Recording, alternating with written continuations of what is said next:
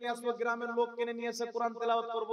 এই যে ভাড়া করে ডেকে নিয়ে এসে কোরআন তেলাওয়াত করা, এটা হচ্ছে বিদআত, এটা হারাম।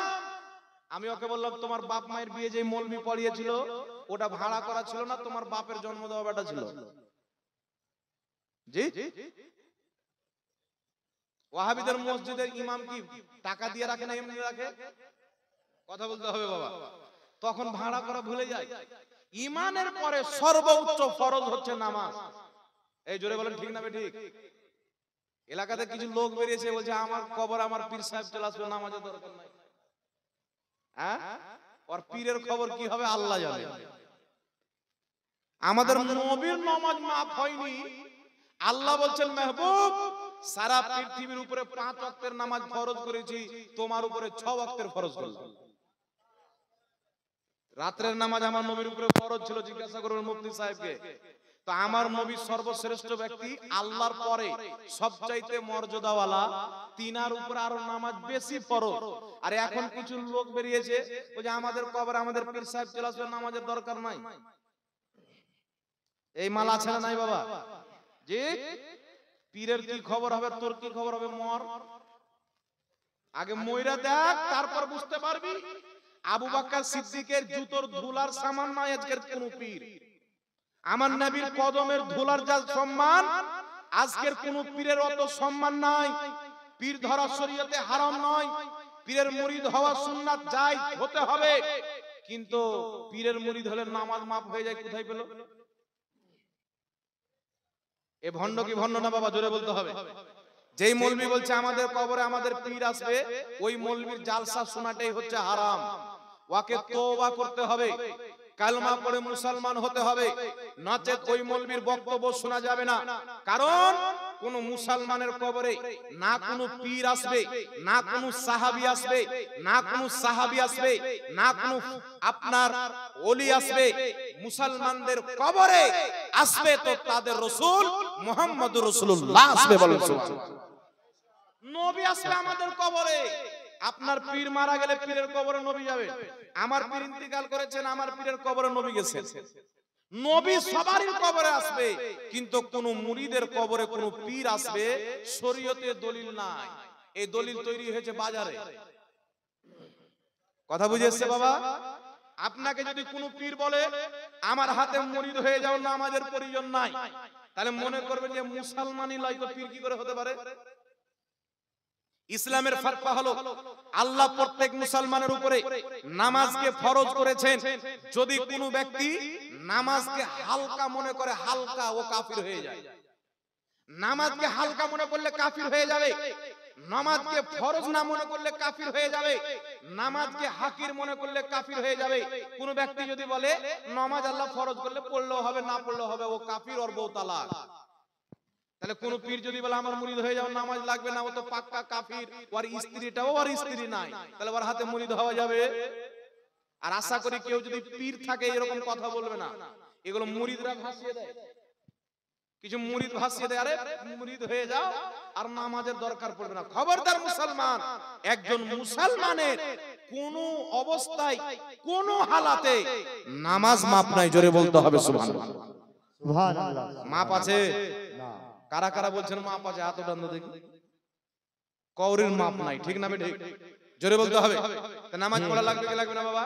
তো নামাজ হচ্ছে ঈমানের পরে সর্বোচ্চ ফরজ, ঠিক না বেঠিক? আপনি পীরের মুরিদ হন, মুরিদ হওয়া কোরআন থেকে প্রমাণিত। পবিত্র কোরআন সূরাতুল ফাতহা আয়াত নাম্বার 10, সাহাবা আমার নবীর হাতে বাইত হয়েছেন। সূরাতুল মুমতাহিনা আয়াত নাম্বার 12, সাহাবায়ে কেরামের স্ত্রীরা পর্দার আড়াল থেকে নবীর কাছে বাইত গ্রহণ করেছেন। নবী পাকের ইন্তিকালের পর বুখারীতে হাদিস, মুসলিমে হাদিস, অনেক কিতাবে হাদিস রয়েছেন। কেউ আবু বকর সিদ্দিকের কাছে মুরিদ হয়েছেন, কেউ হযরত ওমর ফারুকের কাছে মুরিদ হয়েছেন।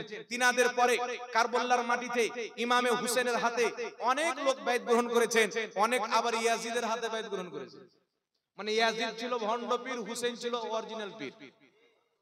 জোরে বলেন না সুবহানাল্লাহ। সুবহানাল্লাহ। ইয়াজিদি পীর মানা যাবে না, হুসাইনি পীর ছাড়া যাবে না। জোরে বলেন সুবহানাল্লাহ। শাহ ওয়ালিউল্লাহ মুহাদ্দিস দেহলভী রাহমাতুল্লাহ আলাইহি নিজের রিসালার মধ্যে লিখেছেন মুরিদ হওয়া হচ্ছে সুন্নাত।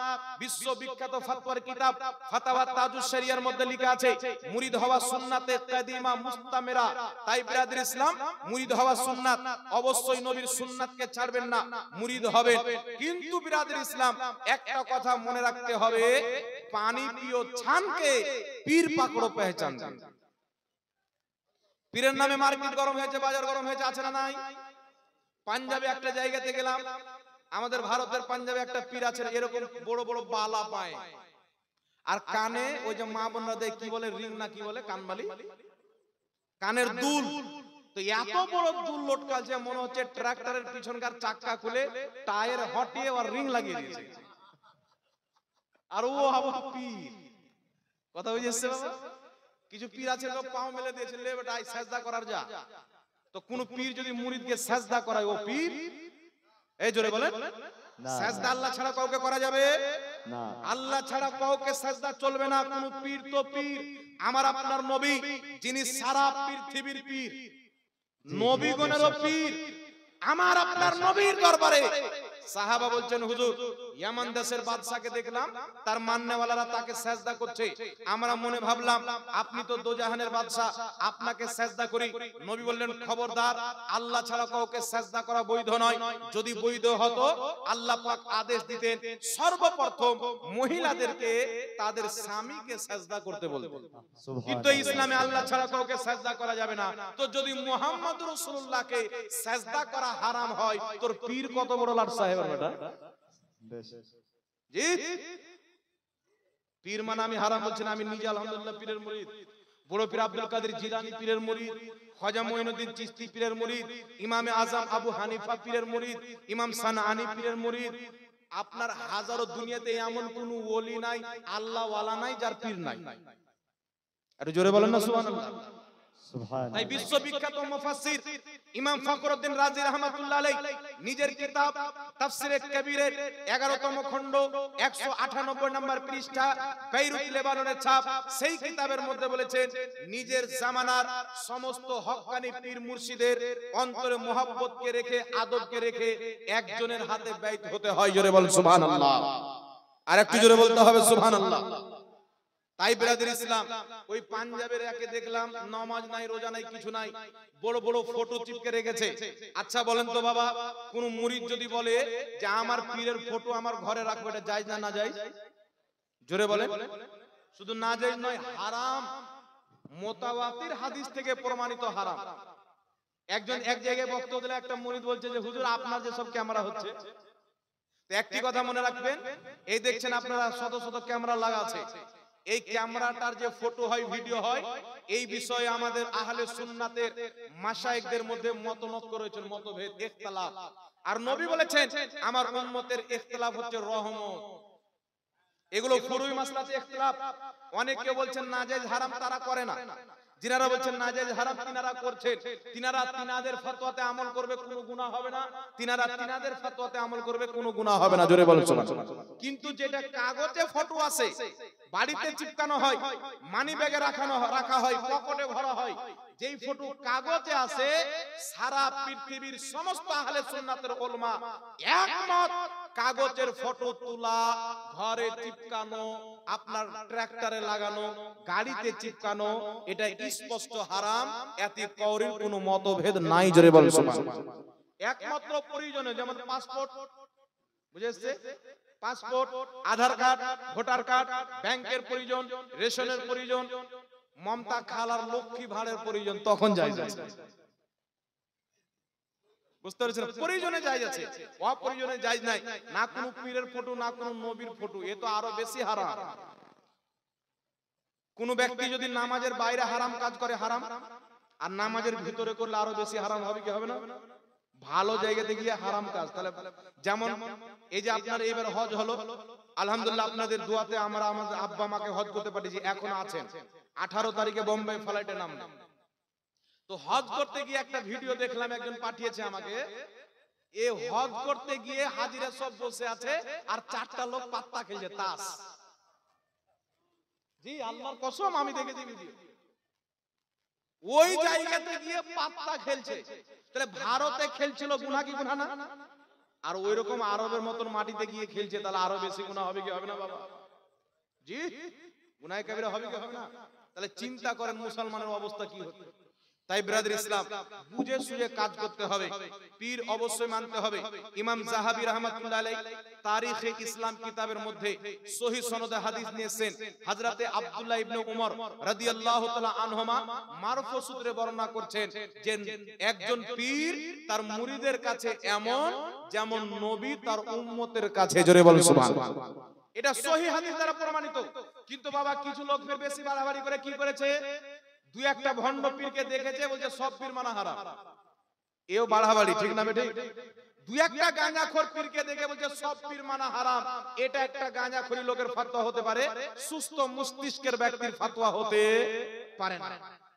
আপনারা দেখবেন ওয়াহাবি মৌলবীরা বলে পীর মুরিদি চলবে না, বলে কি বলে না? কিন্তু আমাদের চাইতে বেশি পীরওয়ারা মানে। আচ্ছা বাবা বলেন তো, পীর হচ্ছে ফারসি শব্দ, নামাজ হচ্ছে ফারসি শব্দ, রোজা হচ্ছে ফারসি শব্দ। নামাজের কেউ যদি আরবি দেখতে চায় কুরআন হাদিসে সালাত শব্দ পাবে, রোজার যদি আরবি দেখতে চায় কুরআন হাদিসে সিয়াম শব্দ পাবে। সেই রকম পীরের যদি আরবি দেখতে চায় তাহলে শেখ শব্দ পাবে। কি শব্দ পাবে? শেখ। একটা উদাহরণ আপনাদেরকে দিই, জ্ঞানী গুণী লোক আপনারা বসে আছেন, মুফতি নূর আলম সাহেব কাদরি বড় ভাই আমার ফতোয়া দিচ্ছেন যে পানি পান করা যায়, ওয়াটার পান করা হারাম। তাহলে মসজিদে আপনারা রাখবেন, বলবেন যে আমাদের মৌলবি পাগলা হয়েছে রে, এ মৌলবি আর চলবে না, চেঞ্জ কর, নাকি বলেন? আর যদি বলে যে পানি পান করা হারাম, ওয়াটার পান করা যায়, তাহলে মানুষ মনে করে আর ব্রেন টাল হয়েছে, এ বাঙালি থাকার যোগ্য নয়, একে ঝাড়খণ্ডের রাঁচি নিয়ে যায়। আর রাঁচিতেও যদি না হয়, ভারতের সবচাইতে বড় পাগলাখানা আগ্রাতে নিয়ে যাও। উত্তরপ্রদেশে বলেন আগ্রা, আগ্রাতে নিয়ে যাও, নাকি বলেন? তো এইরকম হচ্ছে ওয়াহাবিদের অবস্থা। সুন্নিরাকে বলে পীর, পীর পূজারি। আচ্ছা পীর মানা যদি পীর পূজারি হয়, ও তো বাপ মাকেও মানে, তাহলে ওরা বাপ পূজারি হলো নাকি বলেন? মানলে কি পূজা করা হয় বাবা? জোরে বলেন। মানা আলাদা, পূজা আলাদা। ওরা আমাদেরকে বলে পীর মানা চলবে না, অমুক ধুমুক 12-17 বলে ফতোয়া দেয়, কিন্তু তোরা নিজের প্রত্যেকটা মৌলবীর নামের আগে বলে শেখ। মানে ওদের সব মৌলবী পীর, গাঁজাখোর হোক, মাতাল হোক, অসিবিতা হোক, ডেট ফেল হোক, যেমন মৌলবী হোক, সবারই নামের আগে বলবে শেখ। নারে তাকবীর, দাঁড়িয়ে যান, দাঁড়িয়ে যান। নারে তাকবীর, নারে তাকবীর, নারে রিসালাত, নারে রিসালাত। जिक्र शोहदाए करबला, जिक्र शोहदाए करबला, उलमाए अहले सुन्नत, उलमाए अहले सुन्नत, हजरत अल्लामा मौलाना मुफ्ती सैफुल आलमी साहिब, नारे तकबीर, नारे रिसालत।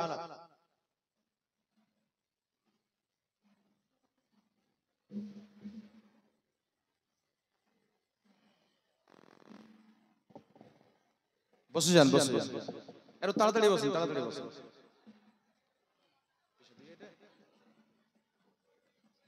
বসে যান, আপনারা নিজের জায়গাতে বসে যান।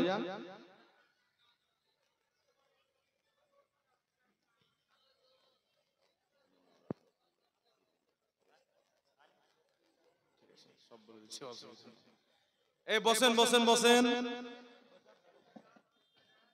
হ্যাঁ বসেন, বসেন, বসে যান নাকি?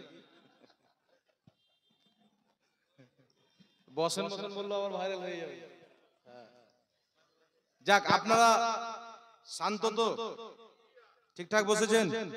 চালু দেখছেন, হাজরাত চলে এসেছেন, হাজরাতের বক্তব্য হবে। তো আমি বলতেছিলাম কি ইসালে সওয়ার ব্যাপারে। তো মৃত্যু ব্যক্তির পক্ষ থেকে কুরআন যদি তেলাওয়াত করা হয়, সেই তেলাওয়াতের সওয়াব মৃত্যু ব্যক্তির কবরে যায়। মৃত্যু ব্যক্তির নামে খাওয়া দাওয়া করা যাবে কি যাবে না? ইমাম জালালউদ্দিন সিউতি শারহুস সুদুরের মধ্যে লিখেছেন, মৃত্যু ব্যক্তির পক্ষ থেকে গরিব মিসকিন আত্মীয় স্বজনকে খাওয়া দাওয়া করানো এটা জায়েজ আছে। কিন্তু বিরাদর ইসলাম, আমাদের দিকে একটা জিনিস হয়, ওরা বিয়ের মতন ভোজ ভান্ডার লাগিয়ে দেয়। তো মৃত্যু ব্যক্তির নামে 40 মিসালে সওয়াব করলে গরিব মিসকিন গুলোকে দাওয়াত দেন বেশি করে, কথা বুঝে এসেছে? এদেরকে খাওয়াবেন নেকি বেশি, আপনার পিতা মাতার কবরে যাবে। একটি হাদিস শুনিয়ে দিই। 950 বছর পূর্বের কিতাব হিলিয়াতুল আউলিয়া, ইমাম আবু নঈম আসবাহানী রাহমাতুল্লাহ আলাইহির লেখা কিতাব। সেই কিতাবের মধ্যে সহিহ সনদে হাদিস নিয়েছেন ইমাম জালালউদ্দিন সিয়ুতী রাহমাতুল্লাহ আলাইহি নিজের কিতাব আল হাবিলিল ফাতাওয়া প্রথম খণ্ড 230 পৃষ্ঠার মধ্যে হাদিসটি উল্লেখ করে বলছেন রেজালুহু রেজালুস সহিহ। হাদিসের বর্ণনাকারী হযরতে তাউস রাহমাতুল্লাহ আলাইহি বিখ্যাত তাবেঈ, তিনি বলছেন ইন্নাল মাউতা ইয়াফতানুনা ফি কুবুরিহিম সাবআ ফাকানু ইস্তাহিবুনা আই ইয়াতআমা আনহুম তিলকাল আইয়াম। হযরতে তাউস রাহমাতুল্লাহ আলাইহি বলছেন আমাদের জামানায় যখন কোনো ব্যক্তি মারা যেত তো আমাদের ধারণা ছিল মৃত্যু ব্যক্তি নিজের কবরে 7 দিন পর্যন্ত কঠিন অবস্থায় থাকে, তার কারণে আমরা সেই মৃত্যু ব্যক্তির পক্ষ থেকে 7 দিন পর্যন্ত মানুষকে খাওয়া দাওয়া করাতাম। জোরে বলুন সুবহানাল্লাহ। এটা তাবিঈন ও করতেন, সাহাবাও করাতেন। তাই সাহাবা এবং তাবিঈন থেকে আমরা দিন নিয়েছি, তখন থেকে চলে আসছে মৃত্যু ব্যক্তির পক্ষ থেকে খাওয়া দাওয়া করানো হয়। আরো অনেক দলিল আছে, অল্প করে বলছি যেহেতু হযরত চলে এসেছেন। আরেকটা কথা হচ্ছে মানুষকে দাওয়াত দিয়ে কোরআন তেলাওয়াত করা যাবে কি যাবে না। সুনানুদ দারমির মধ্যে হাদিস, যেই হাদিসকে ইমাম নববী রাহমাতুল্লাহ আলাইহি নিজের কিতাব আল আজকারের মধ্যে উল্লেখ করে বলেছেন হাদা হাদিসুন সহিহুন, এই হাদিসের সনদ হচ্ছে সহিহ। সাহাবায়ে কেরাম এবং তাবিঈনগণ নিজের জামানাতে যারা শুদ্ধভাবে কোরআন তেলাওয়াত করতে জানতেন তাদেরকে দাওয়াত দিয়ে একত্রিত হয়ে কোরআন তেলাওয়াত করে খতম করতেন, তারপরে দোয়া করতেন। তিনারা বলছেন আমাদের এটা বিশ্বাস যে কোরআন খতম করার পরে দোয়া কারেন্টের মতন কবুল হয়ে যায়। জোরে বলতে হবে সুবহানাল্লাহ। তাই বাবা মারা গেছেন, আত্মীয় স্বজন মারা গেছেন, যদি যারা কোরআন তেলাওয়াত করতে জানে মাদ্রাসা থেকে তালিম নিয়ে মৌলভী সাহেবকে ডেকে গ্রামবাসীর যারা কোরআন তেলাওয়াত করতে জানেন তাদেরকে ডেকে একত্রিত হয়ে যদি কোরআন তেলাওয়াত করা যায় এটা কোনো দোষণীয় নয়, এটা সহিহ হাদিস দ্বারা প্রমাণিত। তাই সুন্নিরা করে, আর যারা সহিহ হাদিস মানে তারাই হচ্ছে সুন্নি। জোরে বলতে হবে সুবহানাল্লাহ। কথা বুঝে এসছে বাবা? এবার মৃত্যু ব্যক্তির নামে দোয়া তো করা যাবে, জানাজার নামাজে একটা দোয়া আমরা করি, ঠিক না ঠিক? মৃত্যু ব্যক্তির জন্য দোয়া করা যাবে, এতে করার কোনো মতভেদ নাই। তাই 4 দিনে হোক 40 দিনে হোক মানুষকে খাওয়া দাওয়ার ব্যবস্থা করা, গরিব লোককে বেশি খুঁজবেন। কথা বুঝে এসছে? এখন বাপ মায়ের চালিসা করে আর খুঁজে কোনটা মাস্টার আছে, কোনটা ডক্টর আছে, কে ইঞ্জিনিয়ার আছে, বড় বড় লোককে খুঁজে বাড়ির পড়োশির গরিবটা নাই। এরকম হয় কি হয় না বাবা? জোরে বলে। এইগুলো খাবারের হক হচ্ছে সবচাইতে বেশি মিসকিন গরিবের। হ্যাঁ, আপনি মিসকিন গরিবকে সকলকে ডেকে নিয়েছেন, তারপর আত্মীয় স্বজনকে ডেকে নিয়েছেন, একটা চলতি রেওয়াজ হয়ে গেছে, কোনো সমস্যা হবে না। কিন্তু ইয়াতিম গরিব মিসকিনদেরকে বাদ দেওয়া, জোরে বলতে হবে, বাদ দেওয়া যাবে। আরেকটা কথা বলি বাবা, লাস্ট কথা বলে হযরত চলে আসবে, একটা লাস্ট কথা বলে দিই। আচ্ছা বলেন তো বাবা, আমি যদি সারা জিন্দেগি নামাজ না পড়ি, রোজা না রাখি, হজ না করি, যাকাত না দিই, কোন পীর সাহেব আমাকে জান্নাতে নিয়ে যাবে? জি?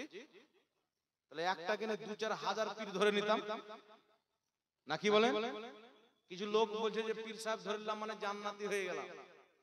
জি, সিলসিলা মিল গয়া, জান্নাতি হয়ে গেল। হ্যাঁ, মানে আব্বা তৈরি করে সে জান্নাত, মরলি বলবে যা বেটা। আপনি নামাজ পড়বেন না, কোন পীর আপনাকে জান্নাতে নিয়ে যেতে পারবে? আপনি রোজা রাখেন না, হারামখোরি করেন, রোজে 3 বার 36 বার করে দাড়ি কাটেন, আর আপনি বলছেন যে জান্নাতে চলে যাব, মুরিদ হয়ে গেলাম মানে জান্নাতে চলে গেলাম। আপনি যেই কথাতে মুরিদ হচ্ছেন ওই সমস্ত কথার উপরে যদি আমল করেন তবেই আপনার পীর জান্নাতে নিয়ে যেতে পারবে। কারণ বুখারী শরীফের মধ্যে হাদিস, নবী পাক সাল্লাল্লাহু আলাইহি ওয়াসাল্লাম বলেন কিয়ামতের ময়দানে কিছু লোক হবে আল্লাহর সাথে ঝগড়া করবে। যেমন মানুষ জমিনে দুনিয়াতে ঝগড়া করে, এর চাইতে বেশি কঠোর ভাবে ঝগড়া করবে। ঝগড়া করে বলবে আল্লাহ তুমি তো আমাদেরকে জান্নাত দিচ্ছ, কিন্তু আমাদের যারা মুরিদ, আমাদের যারা ভাই, আমাদের যারা মান্যওয়ালা, আমাদের সাথে নামাজ পড়েছে, আমাদের সাথে রোজা রেখেছে, তারাকে জান্নাতে না দিলে আমরা যাব না। আল্লাহ বলবে যাও তাদেরকে নিয়ে জান্নাতে চলে যাও। জোরে বলো সুবহানাল্লাহ। তো পীরের মুরিদ করলো যে ফরজগুলিকে আদায় করব, নামাজ পড়বো, রোজা রাখবো, হারাম করব না হালাল করব, আর আপনি নামাজ পড়ছেন না, হারাম করছেন, হালাল করছেন না, তাহলে আপনাকে নিয়ে যাবে? একটু জোরে বলতে হবে, নিয়ে যাবে। তাই নিজের কর্ম করতে হবে। হ্যাঁ, আল্লাহ পাক যদি নসিবে রাখে আউলিয়া কেরাম, শহীদগণ, আলিমগণ শাফাত করবেন, তবে নামাজ কোনোদিন ছাড়বেন না। এই নামাজ কোনো পীর মাফ করাইতে পারে না। এই নামাজ একমাত্র আল্লাহর হক, কোনো বান্দা ক্ষমা করাইতে পারবে।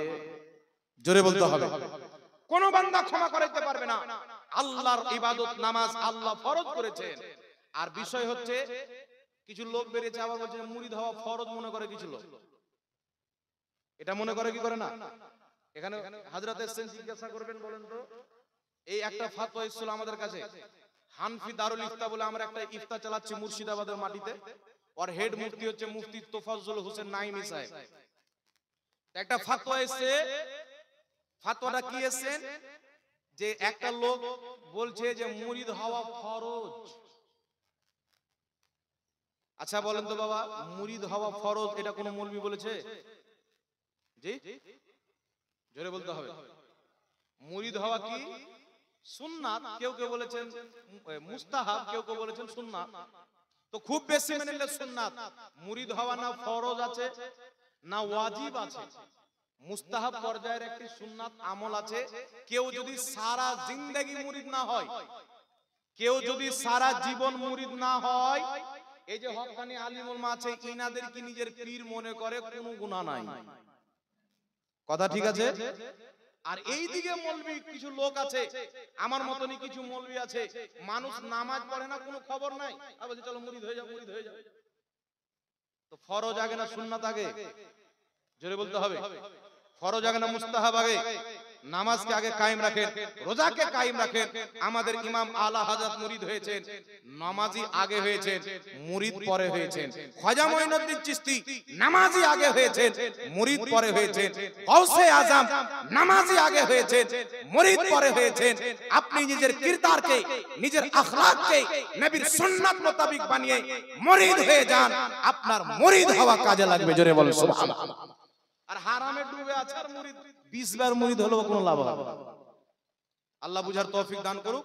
তাই নিজের আমলকে ঠিক থাকবেন, তারপরে হক্কানি মুর্শিদ দেখে মুরিদ হবেন, কোনো অসুবিধা নাই। যাই হোক বিরাদর ইসলাম, আমি আয়াতে কারিমা পাঠ করেছিলাম, লা তা'তাযিরু কাদ কাফারতুম বাদা ঈমানিকুম। তুমি ঈমান আনার পরে কাফির হয়ে গেছো। যদি কোনো ব্যক্তি নিজেকে মুসলমান বলে, নবীর তাওহীন করে, ওই ব্যক্তি কাফির হবে, ওকে মুসলমান বলা যাবে না। যেমন কিছু মৌলবি ইসলামিক স্কলারশিপ যে বক্তব্য দেয়, বলে নবীর মুখ দিয়ে দুর্গন্ধ বের হতো। এই প্রোডাক্ট গুলো বাংলাদেশে বেরিয়েছে বাবা, সাবধানে থাকবে। বুঝলেন, নবী নিজে ফেল করে তাকিয়ে থাকবে, আমার নেকির পাল্লা ভারী হচ্ছে না গুনার, তো আমাদেরকে কি বাঁচাবে? এগুলো নবীর গুস্তাখি কি গুস্তাখি না? জোরে বলেন, এটা নবীকে অপমান করা কিনা? নবীর ঘামকে সাহাবায়ে কেরাম আতর হিসাবে ব্যবহার করতেন, আর মোল্লা বলছেন নবীর মুখ দিয়ে দুর্গন্ধ বের হতো। আল্লাহ বলছে আমি আমার নবীর মুখে কথা বলি, নবী মুস্তাফার মুখ দিয়ে যে কথা বের হয়, শব্দ বের হয়, এটা নবীর ব্যক্তিগত না, আল্লাহর দেওয়া কথা। বলেন সুবহানাল্লাহ। তাই যেই নবীর ঘামে খুশবু, যেই নবীর জামাতে খুশবু, যেই নবীর রাস্তাতে চলে গেলে রাস্তা খুশবুদার হয়ে যায়, ওই নবীর মুখ দিয়ে দুর্গন্ধ বের হতো বলনেওয়ালা নবীর গুস্তাখ কি গুস্তাখ নয়। তাই এই রকম ওয়াহাবি দেওবন্দি মার্কেটে বেরিয়েছে, ইউটিউবে বেরিয়েছে, এদের বক্তব্য শোনা ইমানদার মুসলমানদের জন্য হারাম এবং নাজায়েজ রয়েছে, আপনার ঈমানকে ধ্বংস করে দিবে। আপনি বক্তব্য শুনবেন আহলে সুন্নাত ওয়াল জামাত, সুন্নি জামাতের আলিমদের। ঠিক আছে বাবা? হাত তুলে বলেন না একটু ঠিক আছে কিনা। বক্তব্য শুনবেন কার? সুন্নি জামাতের আলিমদের বক্তব্য শুনবেন, তাদের বক্তব্য শুনবেন, তাদের সাথে সম্পর্ক রাখবেন। কোন মৌলবি দেখছেন ব্যাকা বলছে, মুফতি নূর আলম ভাইকে এসে দেখাবেন, দেখেন তো এই মৌলবিটা এটা বলছে, সঠিক মসলাটা আপনাকে বুঝিয়ে দিবে। আল্লাহ বুঝার তৌফিক দান করুক, সকলের ঈমান আমলের হেফাজত করুক। ওয়া আখির দাওয়ানা আনিল হামদুলিল্লাহি রাব্বিল আলামিন। আসসালামু আলাইকুম।